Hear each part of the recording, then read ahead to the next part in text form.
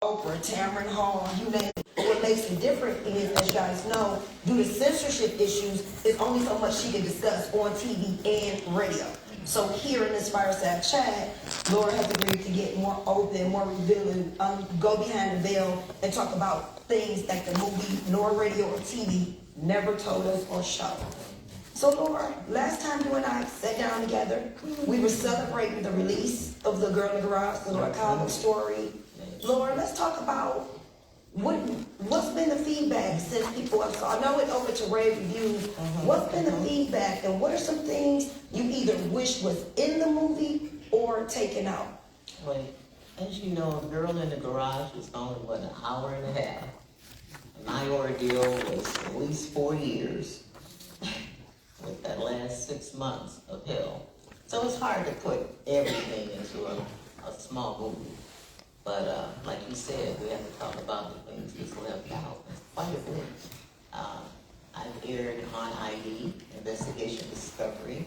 I've been on House of Horrors, No One Can Hear You Scream, A&E, Justice by Any Means, the Warburg,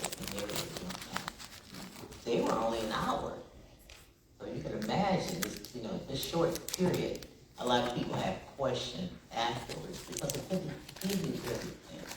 So I'm glad we're doing this fireside chat, and even with the book will help too, because I can really release it all. Okay. Well, speaking of the movie, let's take a clip. Let's take a look at the intro of the movie.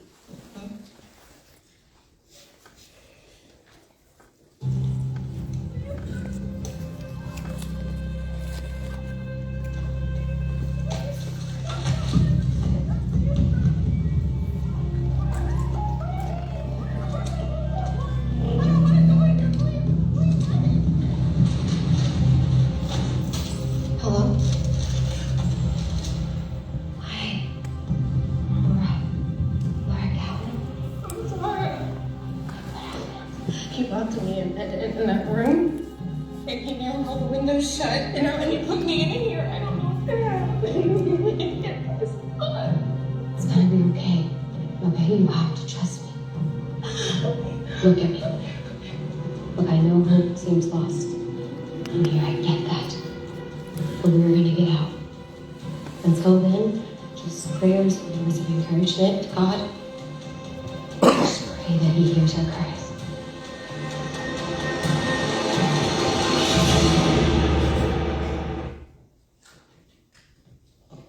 So just that opening part is really, and I know that you get really emotional. What is it like every time I don't know, have you even had a chance to fully watch the movie other than a premiere? Tracy, the only time I saw the movie was at the release. And it was hard then. And it's still hard now. I didn't even look back at it. I could hear it, But that's quite an ordeal, It's a lot of trauma. I mean, my children went through 8 to 10 months of therapy behind that to really be able to go out and speak and talk to others. It took a while, and it's hard. It really is hard. I look at a lot of strong people. I take you for example, Michelle Knight, who we know. She's if you remember the 3 survivors, the girls who were held captive. Now, out of those 3, Gina, it's like has nothing to do with it. Michelle was a little stronger. She did a book, some other speaking engagements, and Amanda's pretty good too. She's been on Fox 8. Some people can handle it, and then there's others who just, it's hard. They don't want to go through it and talk about it and experience it, have people ask questions. Now, Laura, we're going to start from the beginning and work our way to the back. Oh boy. So, you're originally from Cleveland, Ohio. You moved to California. Yeah. What made you just uproot and go to California? What made you do that? 4 letters. No. I was a young girl in my 20s, and I just wanted to see something different. Born and raised here in Cleveland. And I'm not talking about Cleveland now. I love Cleveland. But that weather, I tell you, it works on your side. I used to watch the Rose Bowl parade every year and you see how everybody would smile and look sunny out there. And I said, oh, I would love to go to California one day. And so my brother told me, well, what's stopping you? I sat back and I thought about it. I said, money. He said, that's not an excuse. You know, he checked my car out for me. He said, you know, you can drive on out there. And if it doesn't work out, you can always come back home. So I took him up on that, and I sure did. I went out there, and oh boy, not knowing anybody, that is, things you do back then, you could not do today, you know. And it was scary, but it was fun. It was excitement. You were young and just wanted to experience life, you know, no kids, not married. So that's why I went out there. And I loved it out there. Kind of expensive, but I loved it. I sure did. Landed a job and went from there. Got a little apartment and boom. Okay. Now, how long were you there in California prior to meeting Shabazz? How long were you there and then you met Shabazz? I see. I got out there about 1983. And I met Shabazz about 1990. About 13 years. Oh, wow. Like you took your time. Oh, you took my time. Okay. I worked. Just did a lot of things out there, met people. The time went by quick, and when you're young like that, it does. You look up and 10 years is nothing. But yeah, that's when I met them, 1990. All right, well, let's take a clip. Let's take a look at the clip when Laura met Shabazz.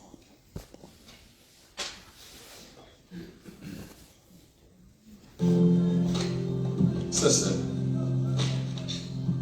I don't mean to startle you. I don't startle easy. I saw you take an interest in what I was saying back there, I was. but not now. You've been in Memorial Park long? Know the city? It's long enough to know not to speak to strangers. Shabazz. Laura. Laura. See, now we're not strangers.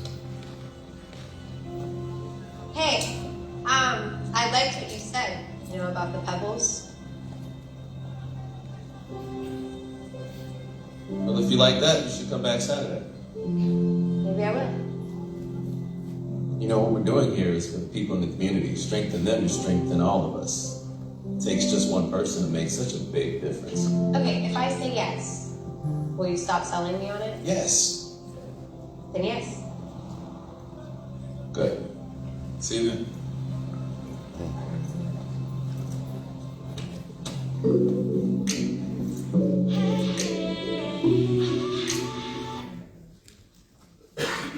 Okay, Laura, so you and Shabazz meet, eventually you get married, you have children. What kind of husband was he? What was it like? What was life with Shabazz like? He was awesome. When I first met him, he was with the Nation of Islam. And very polite, mannerable, business savvy, you know. And handsome as heck. Brad James is handsome too, but oh boy, I tell you, he could sweep me off my feet. Tall, dark, chocolate brother. He had a charisma about him. He could draw a crowd when he spoke. Matter of fact, he did a lot of speaking engagements via, you know, of the Nation of Islam. And I was very proud of him, very proud. He would take me to the mosque. Met other sisters there. We went out together. I just felt my bones that this was the one. You know? Yeah. So it happened. I love it. I love it. Now, Laura, unfortunately, your fairy tale came to an abrupt end when the police raided the bookstore and Shabazz got arrested. He went to jail. Talk to me. What was that like when the police came in, arrested your husband, took him away? Now you're a single mother on your own, raising 2 children. Talk to me about that. Oh, it was crazy. Beknownst to me, there was a lot of things going on I didn't know about. We had a bookstore and we had a restaurant, little fish and chips, right across the street from each other. And I was at the bookstore at the time. He was at the restaurant. I just came back from LA. I had picked up an order of bean pies and came over to the restaurant. And I was calling him on the phone to let him know I was back. And if he wanted me to relieve him so he could eat or whatever. And he said, okay, and I hung up. Just a few seconds after that, I heard a lot of commotion outside, cars lying down the street. It was unmarked police cars. And they popped the curb and they was pulling up in the parking lot and they surrounded the entire restaurant. And I didn't know what was going on. I just talked to him. He was okay at the time. He would have told me something was wrong. I picked the phone back up to call him and say, look out in the parking lot. What's going on over there? As soon as I picked the phone up, there was about 3 or 4 agents at the door. And they had their guns drawn. And they told me to put the phone down. And I did exactly what they said do. I had my daughter with me at the time and my son. Miriam at that time was about 5 months old. Muhammad was about 3. And I would bring them up to the restaurant with me all the time. They were scared to death. They kept saying, Daddy, Daddy, what's wrong with Daddy? And I kind of tried to calm them down. One of the agents said, we'll have a supervisor come over and talk. And sure enough, he came over and he explained to me what was happening. He said, Shabazz is being arrested for selling illegal firearms. And I said, illegal firearms? I'm like, like, how, when? You know, I'm around him all the time. He said, we've been watching him for several months. We've been watching you too. But, you know, we have the evidence on him. And I was just in shock. I couldn't believe it. They wouldn't allow me to talk to him. Trying to keep the kids calm and trying to talk to him. And it was just chaotic. It really was. But I knew then, oh gosh, something went wrong with our communication because I knew nothing what was going on. Now, how long were you and Shabazz married prior to this arrest? About maybe a year and a half. Okay, interesting. Now, so Shabazz is gone. You're a single mother, trying to raise 2 kids on your own, trying to keep the restaurant and the bookstore afloat. Yeah. Then Musa comes around. He befriends you. He says he's a friend of Shabazz. Right, and he did. And I've seen him around a few times with my husband. I didn't have a formal introduction, but I knew who he was. And he was in shock when he heard. He said, wow, it's all over the neighborhood, you know, because around there is some small little town. We're in San Bernardino, and everybody knows everybody. And he said, how can I help? And I thought it was a blessing in disguise, you know, because nobody really came over to offer to help. He said, well, you know, me and my son, we can try to keep the restaurant open for you, keep the bookstore open for you, what can we do? So, and we tried that for a little while, maybe about a good week or 2. But you noticed people just wasn't patronizing the business anymore, I mean, because of all the scandal or whatever. And money was not coming in, you know, like it should have been. And so I knew then we had to close it down. And so that's what I did, shut down the bookstore and the restaurant. So Laura, you shut down the bookstore, you shut down the restaurant, and Musa offered to let you and your children stay in the home with him. Yes. Why was it important for you to stay in California as opposed to come back home to Cleveland? Oh yeah, I would never come back and leave my husband like he was in this situation. When he was arrested and went to court, he was charged with trafficking illegal firearms, and they gave him 5 years of federal time. And with 5 years federal time, you serve all of it. There's no getting out earlier for anything. So I knew we were there to stay until he came home. I had no intentions of going nowhere. And wow, Tracy, this is crazy. Just thinking about it all over again, you know?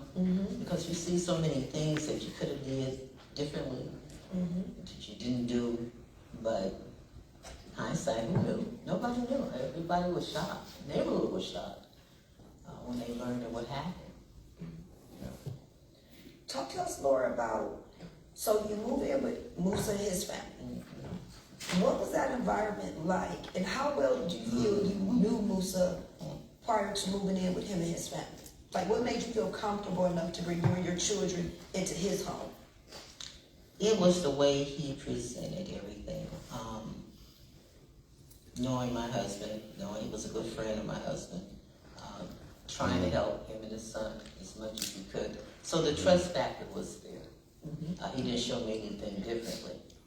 I see he was struggling. He had his wife, he had his children.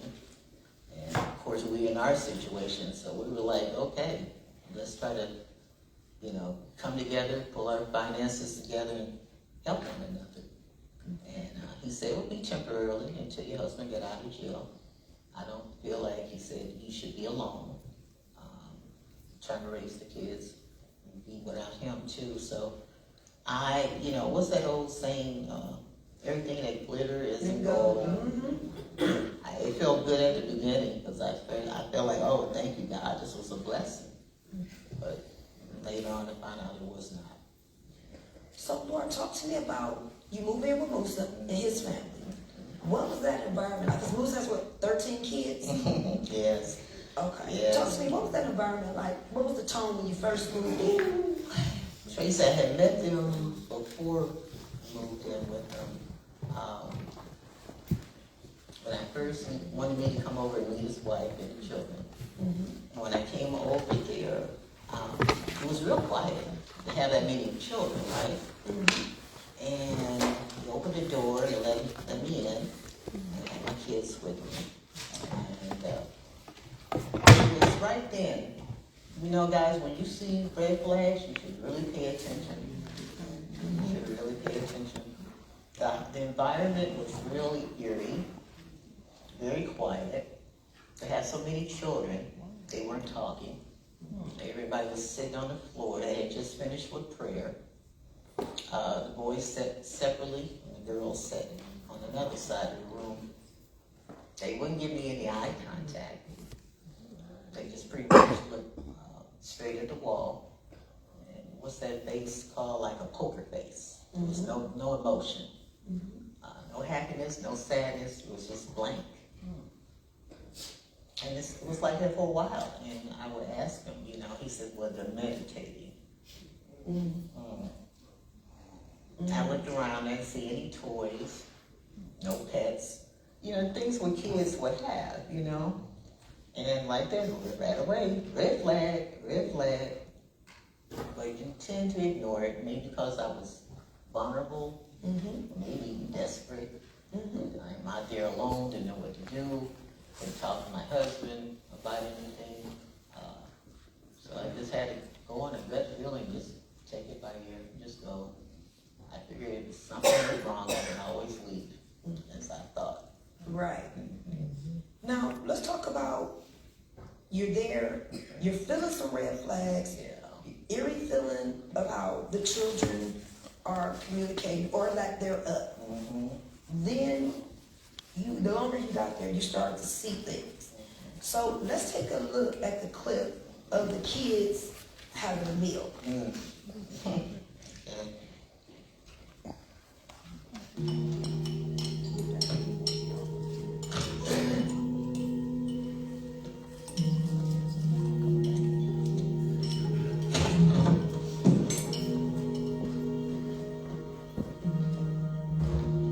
They all look so hungry, so we just decided to share, spreading God's love.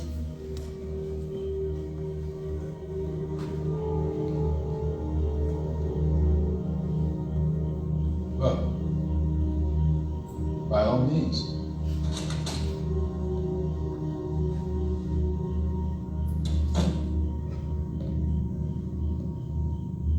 I feed you,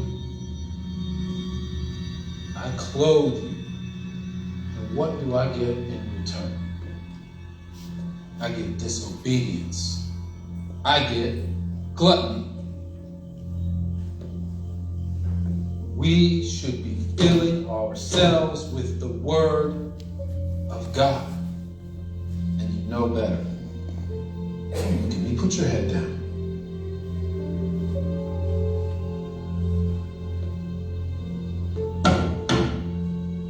Daryl, did you enjoy this food? No, sir. Good. And you, in my seat, did you eat like a glutton? Are you stuffed with sin? Yes, sir. God tells us to put a knife to our throat if we are given to gluttony.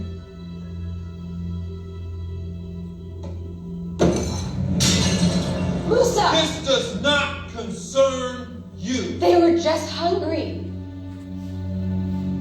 Go to your room. Don't talk to me like I'm a child. Then do not act like one.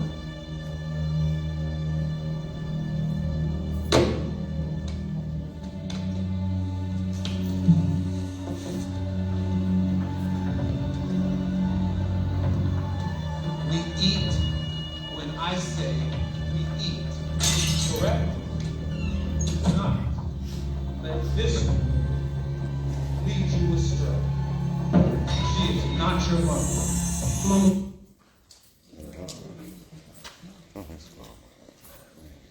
So, and it gets worse.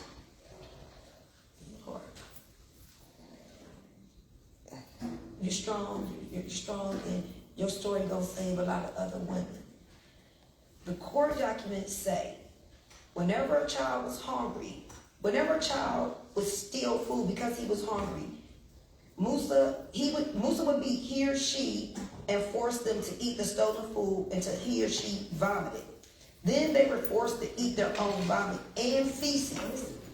Musa kept empty food containers in the front portion of the kitchen cabinets, so it appeared that there was sufficient food for everyone. So in the event that child protective service workers or law enforcement came, the kitchen appeared to be full. Musa beat his children with his hand and a belt or electrical stitching cord, switches, tree branches, and the buckle end of a belt. He would beat their hands and knuckles until they were severely in pain and their hands were swollen and bloody. He would also have his children lie on their stomachs with their feet in the air and then beat their feet, causing them to swell. Musa did not allow the children to use the bathroom in the house, making them urinate and defecate in the buckets or plastic bags that were full instead of going to the toilet. Now, Laura, this is where it just gets even more heartbreaking. Can we get some tissue? Take your time and whatever you feel comfortable sharing. Talk to us about the day you and your children were thrown in the garage. Wow. Oh, thank you. It's so hard to look back at that. I give it to that's Stephen Bishop. He's a good actor because almost sounds like him.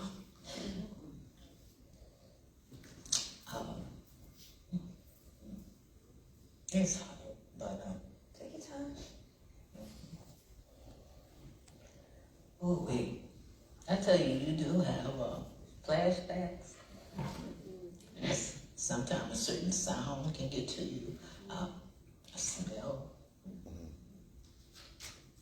But I know I have God in my heart, so that has been pulling me through. But he started not trusting me because I tried so many times to leave.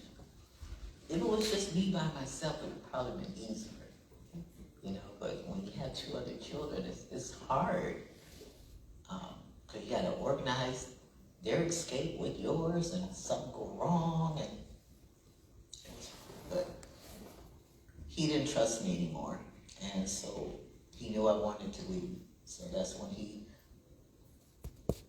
put us in the garage. But prior to that, because that time was closer towards the end. Prior to that, he raped me. and I had a child by him. So I went into that situation with 2 children, but I left with 3. Taslima, she's the youngest one, and he took her away from me.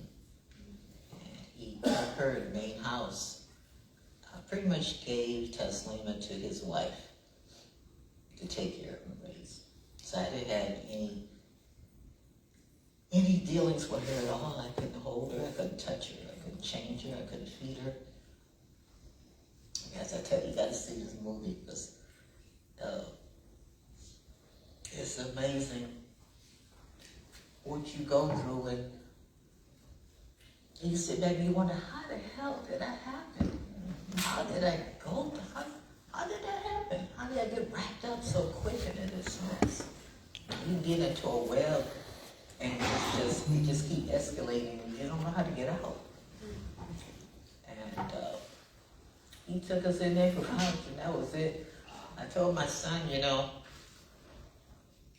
it's gonna be okay. I try to calm down the kids. It was hard. Like I said, it was just you, but you're dealing with 2 little ones and they don't know what's going on either.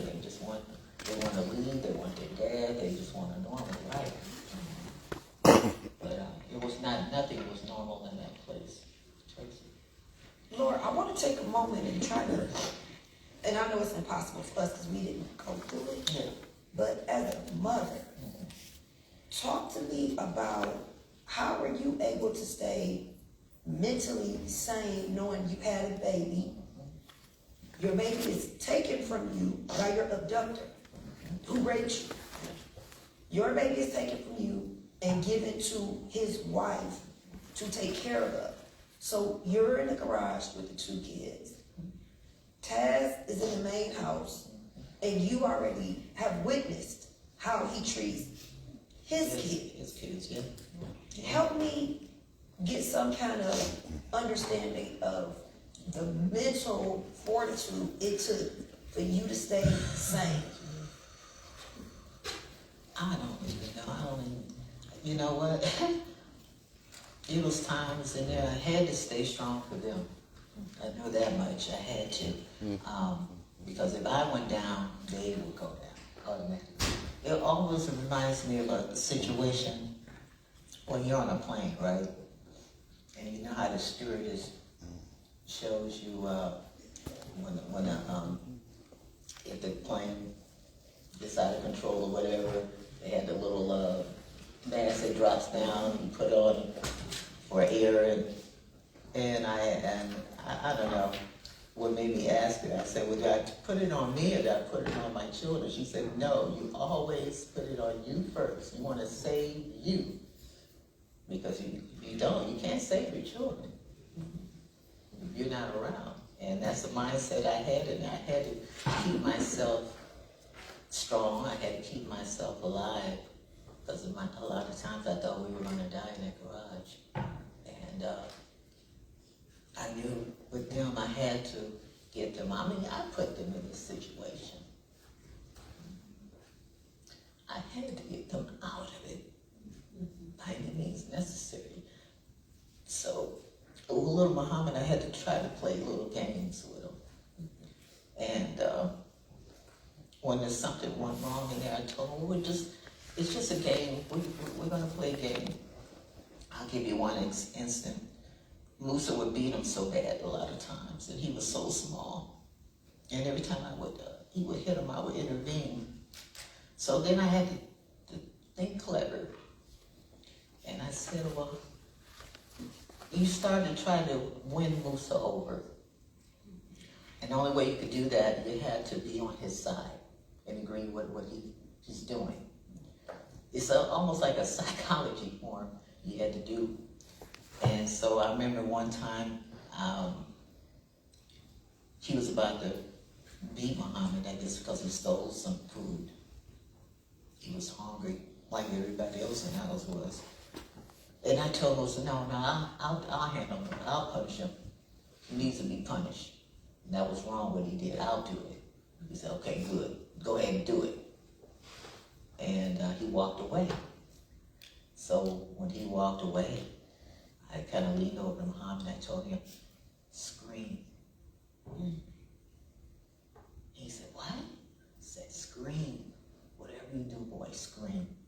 So he screamed, and I took the belt and I hit the ground. And I said, scream louder. And he said, oh, okay. Ah! So he understood, you know, that I wasn't trying to hurt him. I just wanted to let Musa know that I was handling him.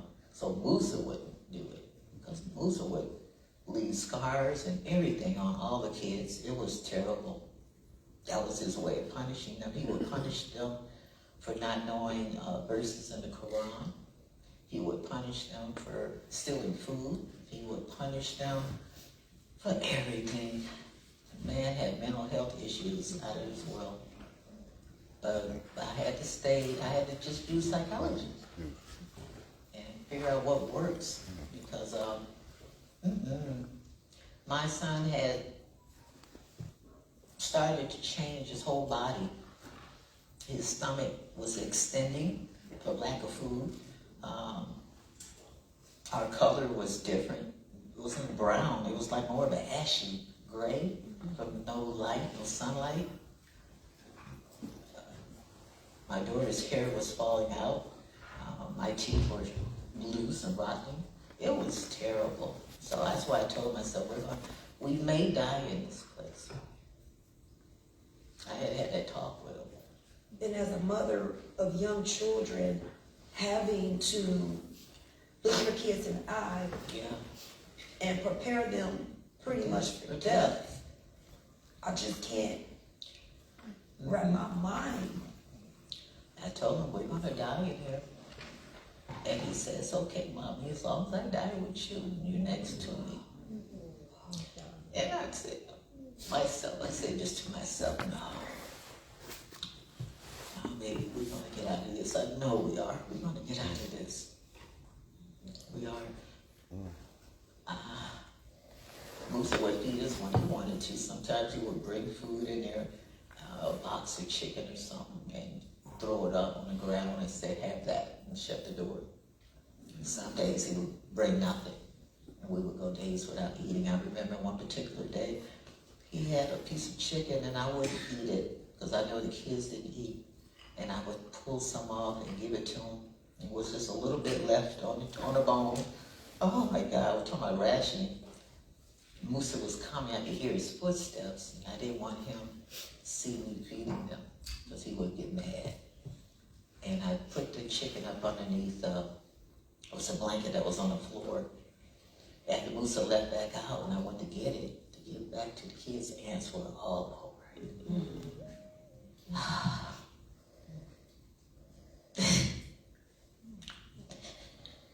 It's just things like that. There's a whole lot of instances. Like I said, the movies, all the other true crime stories, they didn't show that part. It was just too much. And I know we talked about, he didn't let you take showers or baths. He threw a bucket in the garage for you and your children to urinate, to do all that. And then that bucket sat in the garage until he decided to let you go, dump it outside, dig a hole. Yeah, he would take his gun and tell me it's time to take it out. And we would take the buckets, Musa would hold the gun on us. I would take a bucket, Mama would take a bucket. Miriam, I always took her bucket because she would always spill stuff. It was too heavy for her. When we go out in the backyard, and he would have us to dig a hole with a shovel, and we would pour our urine and feces in a hole. Then come back inside. So that's the only time we were able to go outside was late at night. My son, oh boy, I tell you, there's things that go on in there. He had befriended a little friend. There was a little mouse that used to come in the garage, and he would come up under the door. And he was just probably cold, looking for food too. One night I had woke up because I heard my son talking. And he was actually talking to the mouse. And I'm like, oh my God, we are losing it in here, you know? I just said, Lord, please get us out of here. Please. Get us out of here alive. And thank God your prayers worked because you did. Yeah. So amen for that. Amen. Thank you, Jesus.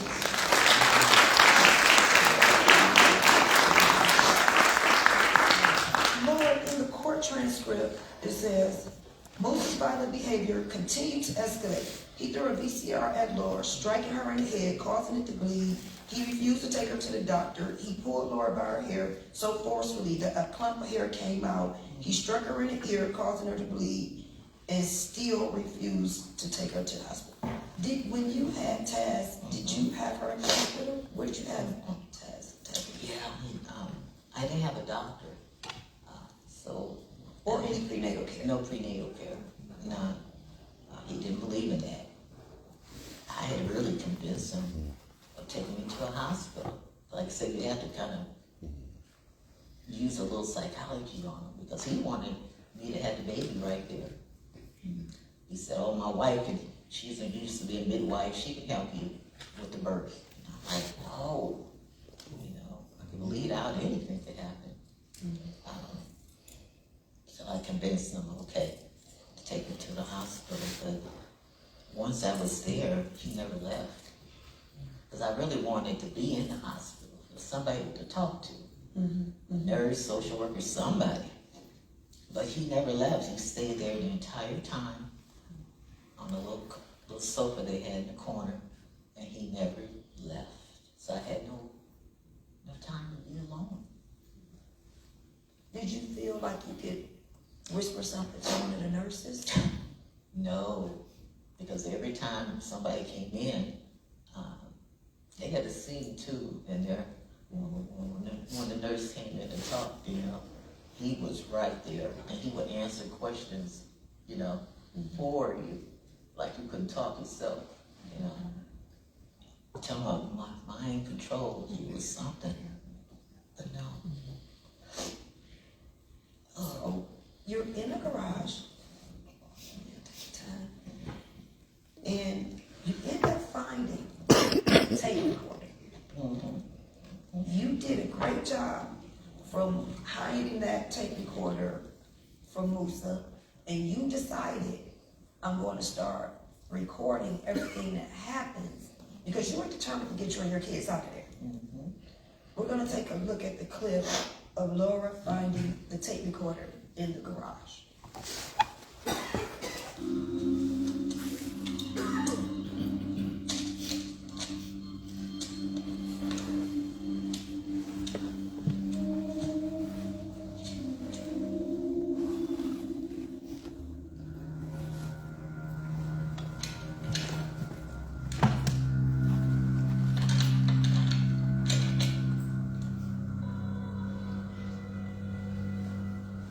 Mama, what's that? The tape recorder. Sometimes we don't believe you until they hear what happened. And then record him. Show people what he's doing to them and to us.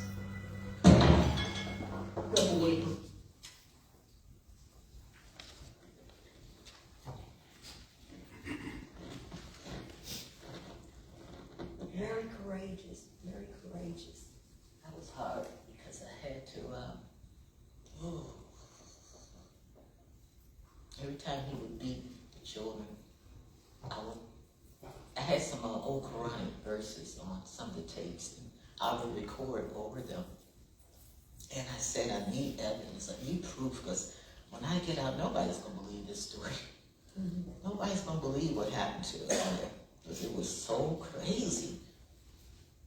And I had to have more proof. I had to have proof. And I would record every time he would do something to one of them. I would take the tape out of the machine and hide it somewhere in the garage in the corner. Just in case he found it, he would destroy it instantly. But yeah, but it helped a great deal because in court, that's what they used as the evidence. And that was really just so smart of you. Now, talk to me about Mufa's wife. Did she ever try to come to your aid? Clearly, she knew he raped you and had a child with you, and she so willingly took care of task. Well, walk us through that. Yeah. Clearly, she was brainwashed she herself. definitely brainwashed. She met Musa in high school. That's the first person she's ever been with. And she married him right out of high school. So she knew no other person besides him. He was very controlling, very manipulative. But she was to a point that he could say, for example, the sky is green. And she'd go, yeah, it's green. And I would say, no, hell no, it's blue. And get hit for it though. So yeah, she was a different person. She was definitely pro him. You know, she would never go against him. She was scared her own way. She really was. He's beaten her many times before, and I've heard it too. Even before I met them, I could hear conversations with the kids, you know, and talk to each other. So I knew she went through her own trauma with him, her own abuse. So she was there to stay. She didn't know how to drive. She never went to any other education besides high school. So He had her locked. that was it. Locked in. Talk to me about Laura. So, did you feel, okay, so his wife has your young baby. Did you feel, what gave you peace that they wouldn't hurt the baby?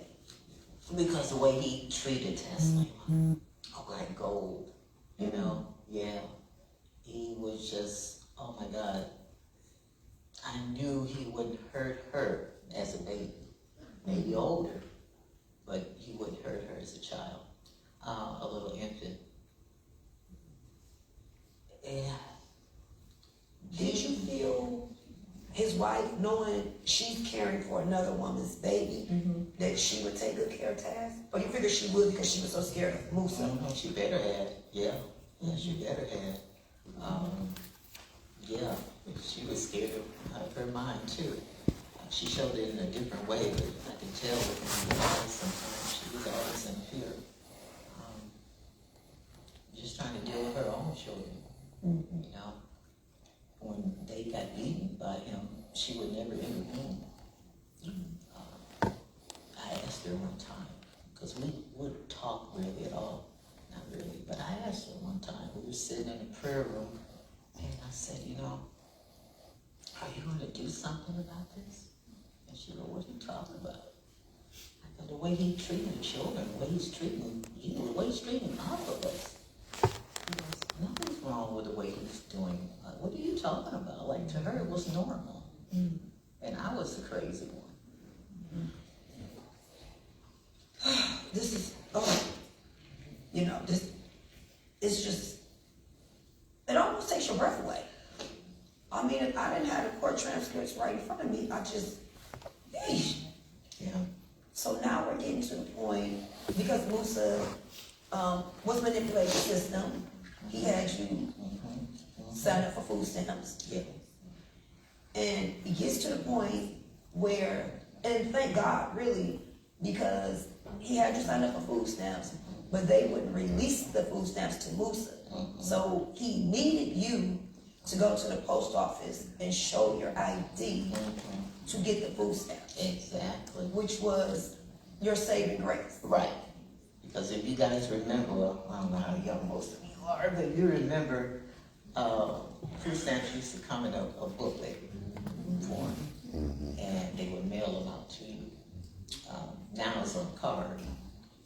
So yeah, I had to go to the post office to retrieve the package.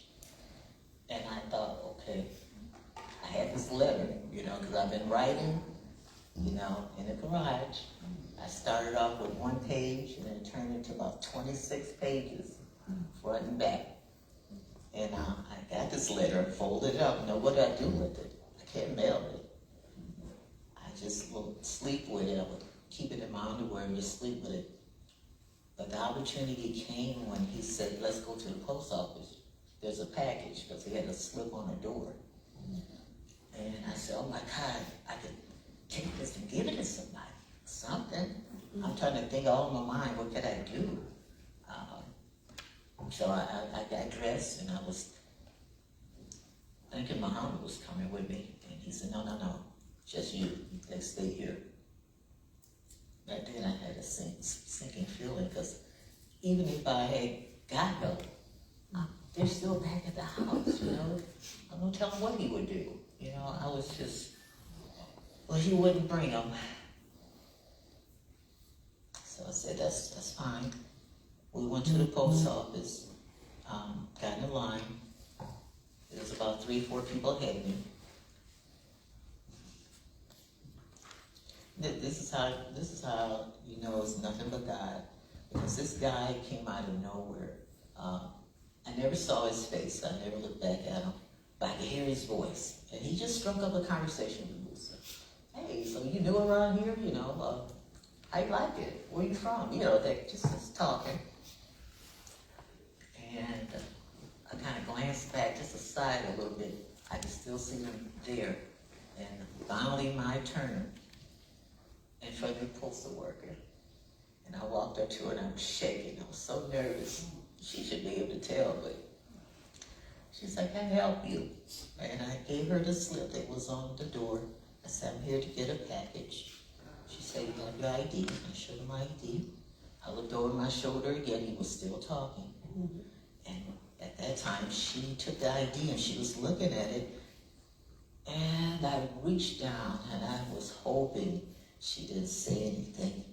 I reached down and I grabbed the bottom of my dress and I started to pull it up in front of her. And I reached in my underwear and I pulled out the letter. And I put it on the counter. Take your time. And she knew something was wrong, because she took the letter away from me instantly. And she put it up underneath. So you wouldn't see what was happening. We actually have that clip. Let's show the clip of Laura in the post office. Jesus.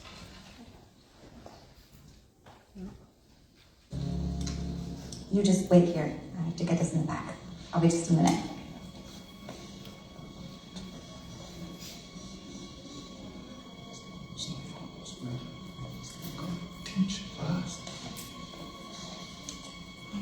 Miss Cowan, I'm here.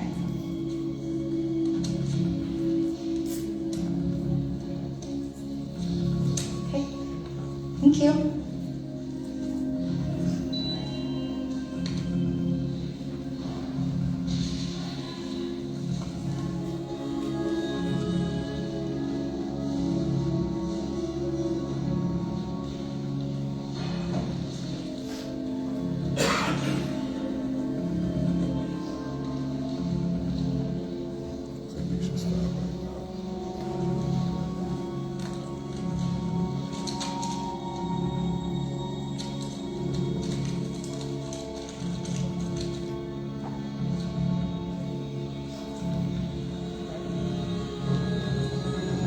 Laura.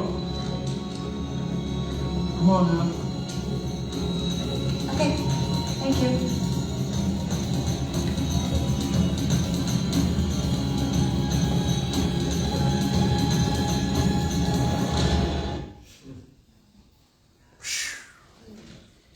Ooh, I tell you, I left there and we was heading towards the door.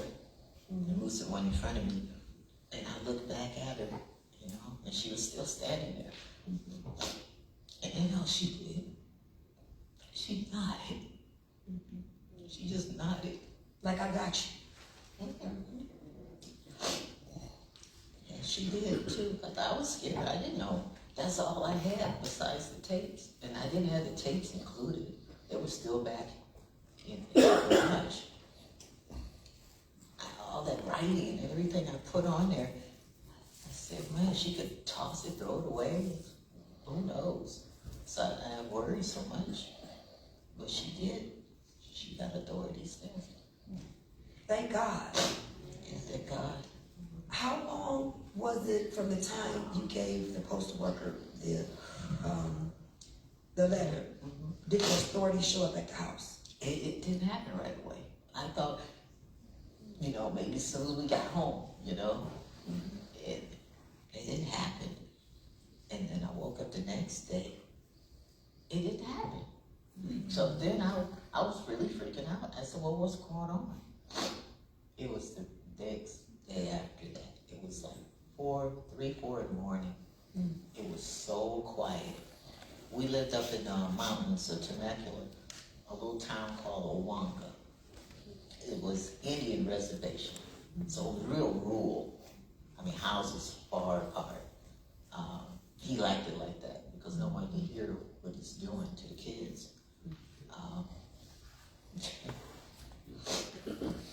Oh gosh. You know what? I just had a flashback just that quick, Tracy. I remember one time in that house, one of his older sons, one of the kids, I'm not sure who his older son, stole some food, because they're always stealing food because it was starvable. Sometimes he had chains on the refrigerator door, but he would accidentally forget to lock them, and they would go in and steal food. That one time he woke everybody up in the house. He saw his rice was gone.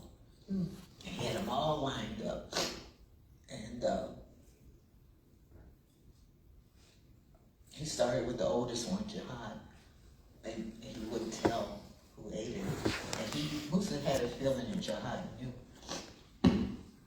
So he went outside and he dug a hole in the backyard, came back in, he got Jihad, and he put him in a hole.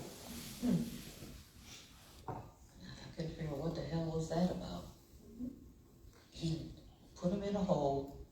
He put dirt all in the hole up to Jihad's neck. The only thing was out was just his head. And he went back in the house and he got a jar of honey out the cabinet and he poured it on Jihad's head. His own son. His own son. And it was a matter of seconds. Ants covered him. It was biting him. And he was screaming. And he said, now you're going to tell me who ate the rice. And he said, it was my brother. It's just the torture. And that's what he got most of his sentencing for, was the torture, what he did to the children and all of us. We are happy to report Musa received, he was charged on 25 counts, and he received 7 life sentences.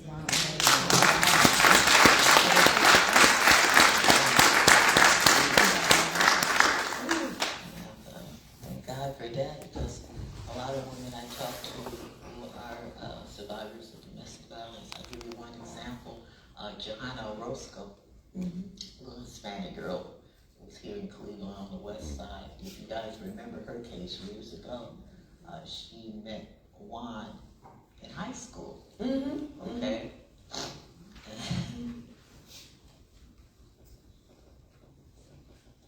Okay. She met Juan in high school, but she wanted to break up with him. He raped her. She told her teacher. They arrested him in court, juvenile court. The judge let him out because it was full. She just put an ankle bracelet on a monitor. He went home on his relative's house and got a gun. She pulled up and she told me, you know how you can look straight ahead but you can see peripheral vision? You can see on the side, you know? She saw a figure come up to her car and she turned slightly to look and he had blew her face off. I remember that story. And I said that to say we talked and her biggest fear was, sure he got years in jail, but he was only 16, he's gonna get out one day. And her fear is he's gonna find her. And that's a lot of women fear that. And I was so grateful and blessed that he got life. I know he's never coming out of there, but in a box. Absolutely, yeah. So Laura, let's talk about, in closing, let's talk about what your relationship like with your children, and how has that recovery been for you and the kids? Yeah, especially my son. Oh my God. Oh, because abused people hurt people. And I knew I had to get them help. I had to get myself help, but I had to work on them. 8 years we went to therapy from Beachbrook, to Applewood, Bellflower, so many different places. They were on medication, off medication. Finally, we got through it though. Yeah, I can be honest with you though. I think sometimes we need to go back because it doesn't hurt to talk to somebody, because the work that I do now at CMHA is, I deal with a lot of victims of domestic violence, and hearing their stories, they're sitting there talking to me about what's going on with them, and I'm just all messed up inside, just trembling, because it's bringing back flashbacks myself. It's crazy. There's so much violence that's out there. Yeah. And I tell you, the worst time I had at CMHA was during COVID. Because those women were trapped and they were there. School was closed, so the kids were there. They couldn't go to court, they couldn't go to the library, they couldn't go to school, they couldn't go to work. Everything was shut down. But this dude is in here with you. And it's like walking on eggshells. But you got to make sure that he's pleased, happy at all times. It would start and that would be it. That was the worst time. I heard so many horror stories. What advice would you give for women or men who are victims of domestic violence? Oh gosh, what advice? You think you met with Prince Charming? I would say really, really, really, really do your research, do your homework, talk to family, check them out. There's no rush to get into a relationship. Matter of fact, I told one young girl, when she finished that relationship, it was horrible. Come on, give yourself a break. Work on you now. Don't jump after anything right away. No, don't do it. Just work on you. And for people who know their family members or maybe a coworker who might be going through that, and they come to you and they talk to you about it, don't be judgmental. Don't put yourself in their shoes. Don't do that. Don't say what you would have done and should have done, you could have done. Because you don't know until you're in that situation. I hear people, oh, I would never let that. He would have never took. You don't know. You can be broken down so bad. Your will can be broken down so bad. I go back and I look at the 3 girls again, Amanda, Gina, and Michelle. 10 years in that situation in that house. And there was times they could have left and escaped, but they were just scared because he had beat them so bad. Their will is just, they were scared. And that's what can happen to you. But God. But God. I was going to say that, didn't you? Yeah, I know me some Laura. So we got the movie, Laura. In more cheerful news, tell us what else is going on with you. Because you are a very busy lady. Yes. So we have the movie, which you all is still airing on Lifetime right now. Girl in the Garage, Laura Cowan story. What other exciting projects do you have? Oh gosh, thank God. I got a lot going on. I'm gonna finish my book. It took years just to think about that again. I picked it up, put it down. It just was hard to write, but I would say maybe next year this time it would be done. It would be out. So that's a good one. We're working on a Women of Strength tour. Tried to work on that before when I was on Tamara Hall, and when we left Tamara, a week later, everything was shut down. That was during COVID time. My PR publicist, Latasha Watts, is here. I say hi to Latasha. Was creating a tour, the Women of Strength tour, getting survivors to go and tell their story. Take this tour with us and speak your truth, because somebody needs to hear it. Absolutely. And you can save lives. You really can. I have, matter of fact, I have a couple of my advocates out here in the audience that I work with in the community that's doing the work. They were victims, but now they're Victorious. survivors. I even call them thrivers. Yes, I love it. Let's stand up and say hi. You gotta stand, honey. You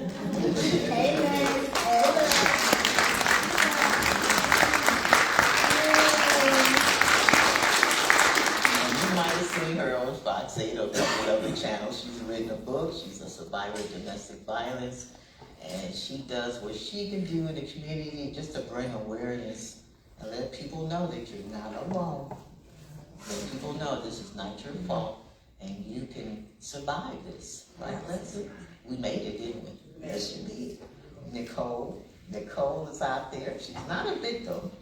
She helps victims write their story. Can't see you, but you gotta stand up. Say wow. Nicole Miller. She can definitely help tell your story. And don't forget Donisha Green in the back, the Right Creation Center. Yes. Thank you. So many wonderful people. So everybody. Oh, hold on. Oh, I'm sorry. More advocates. Ms. Womack, stand up, please. My Delta sister. Definitely. We had to do a couple of workshops with her on domestic violence. I appreciate you. Because you can't do this work by yourself. And is You can't. her there too? I can't see from there. With the white, yeah, you, with the scarf right, yeah. Okay, I just wanted to say, you know, I admire you for your bravery. I didn't know anything about the story, but when I saw it, I was very encouraged, because I'm a survivor myself, and I'm an author of a book, and I survived some stuff, self-published my story. And I just want to say, you know, I'm up here on the wall here at the Eastern Campus in the library, the torn for the led to the path of healing. And I just want to say, you know, may God bless you. Thank you. And, you know, with more strength and abundance. And I'm just glad to be here, to sit here. Yes. You know, I feel inspired. Thank I'm very you. inspired. Thank you so much. I'm glad you came to such a, and I got 2 more out here. 3 more, really. Hold on. There she is, Miss Reed.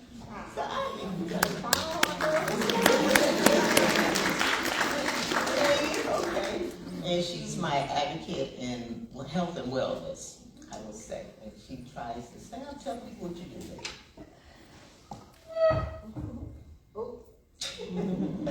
Hello, everybody. My name is Leanne Amos Reed. I am Miss Black USA Midwest 2026. Thank you. How Miss Laura and I know each other is I'm also a victim. I was a young lady that was bit by a wolf on 147th Street. I'm still going to court for it now. And Miss Laura brought a bunch of activists and the news stations out to my house when I got attacked to let me know that I was not alone and I could continue to keep going. I was on bed rest for 100 days. I had to learn how to walk again and stuff. But I kept my spirit high because I kept God first. And I was like, mindset is everything. So through that whole ordeal, I'm like the warrior mindset. And yeah, so I represent 12 states being Miss Black Midwest 2026. And my platform is Adversity Creates Change. You'll be able to tell people that you could go through things, but if you have the right mindset and you keep God first, that you can get through it. All right.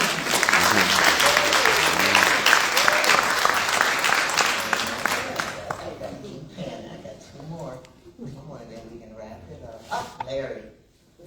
Larry's my other advocate. He's my media radio station. Yes, Larry. Larry, tell them what you do, bro. I'm an advocate of, community and politics. I'm not a Trump supporter, aka I'm not that. To let y'all know, I'm Larry H. Gardner. I do 2 internet radio shows, one on Nerve DJs called The Headline Eye, the other one is on voiceofradio.com where Miss Laura was on there. And when I first started Headlines on voiceofradio.com, one of my guests was the great Miss Laura Cowan, so I appreciate you when I started my career that you came and blessed me to be on my show, and I thank you very much. And keep fighting a great fight, and I appreciate you, and God bless you for getting out that situation. Amen.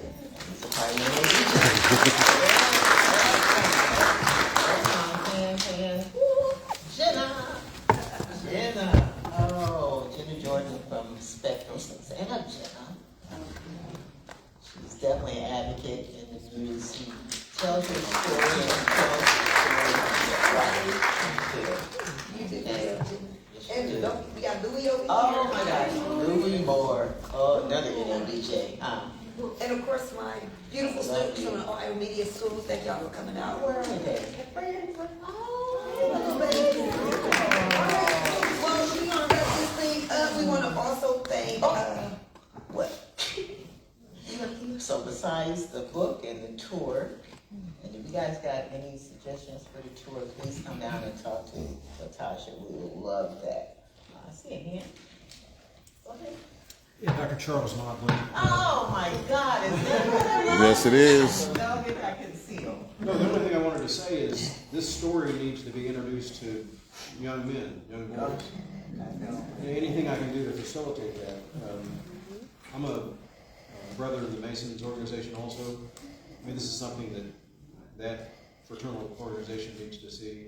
And, young men need to see this and be in support and do more to protect their women. That's right. He's my advocate and my medical advocate. And, we love Dr. yeah, he has this little podcast that he does too. Thank you, Dr. Martin. He's famous for that health and wellness. Oh, I know this Dr. Martin has. He started at Cleveland Clinic, but now he's in Metro. Metro. All right. Yeah.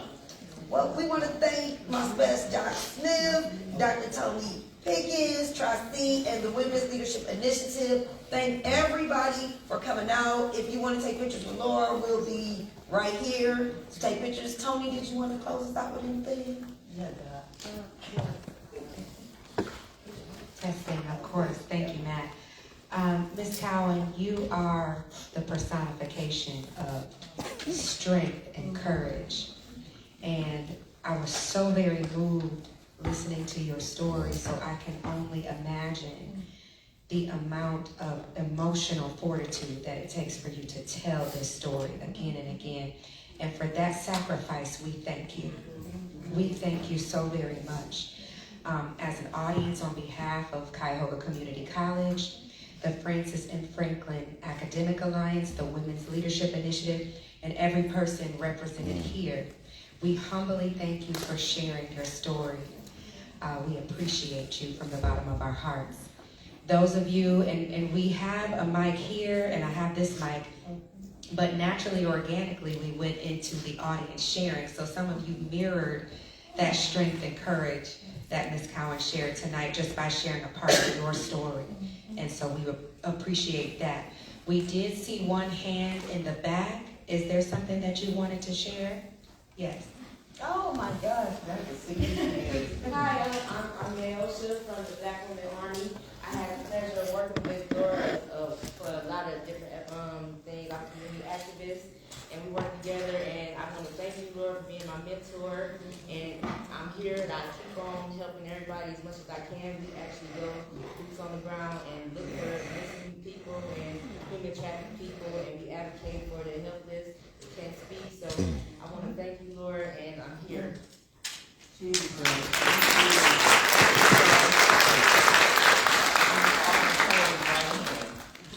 Yeah, works with Black on Black Crime Incorporated. Also, my niece is here.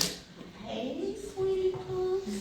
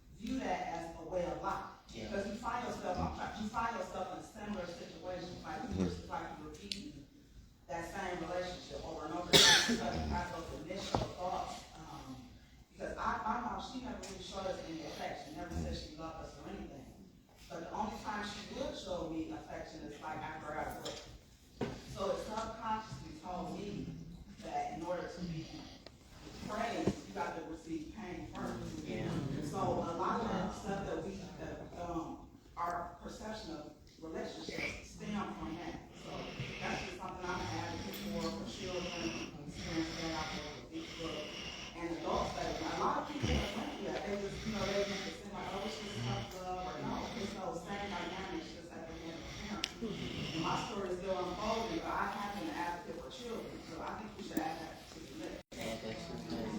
You absolutely right. And I said it on Tamara Hall, Arizona. Tamara has a story too. Her sister was murdered. Occasion. And I said to, the audience, I said, we all have a story. Everybody out here has a story. But it's what you do with your story. That's your glory. And you can choose to something traumatic happens to them, they kind of just curl up and disappear and don't want to be bothered. Or you can go out there and shoot. Something happens to you, brush yourself off. Because we all fall down. We get back up. And when you get back up, that's when you reach out and help other people. Okay? Thank you. And one last shout out. One co-worker that came from work. Okay. And I just want to say thank you, Chris, so much for coming. She wearing her pink for breast cancer awareness, but next time wear purple. Beautiful. We had a hand here and then a hand here.